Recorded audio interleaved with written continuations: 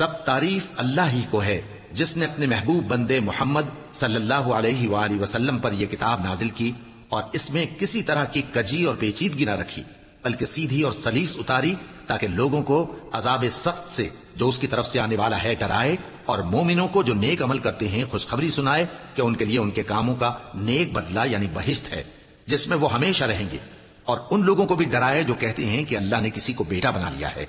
ان کو اس بات کا کچھ بھی علم نہیں اور نہ ان کے باپ دادا ہی کو تھا۔ یہ بڑی سخت بات ہے جو ان کے منہ سے نکلتی ہے،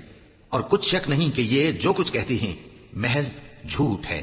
اے پیغمبر، اگر یہ اس کلام پر ایمان نہ لائیں تو شاید تم ان کے پیچھے رنج کر کر کے اپنے تئیں ہلاک کر دو گے۔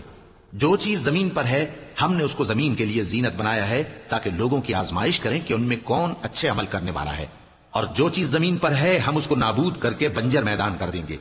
کیا تم خیال کرتے ہو کہ غار اور لوح والے ہماری نشانیوں میں سے عجیب تھے؟ جب وہ نوجوان غار میں جا رہے تو کہنے لگے کہ اے ہمارے پروردگار، ہم پر اپنے ہاں سے رحمت نازل فرما اور ہمارے کام میں درستی کے سامان مہیا کر۔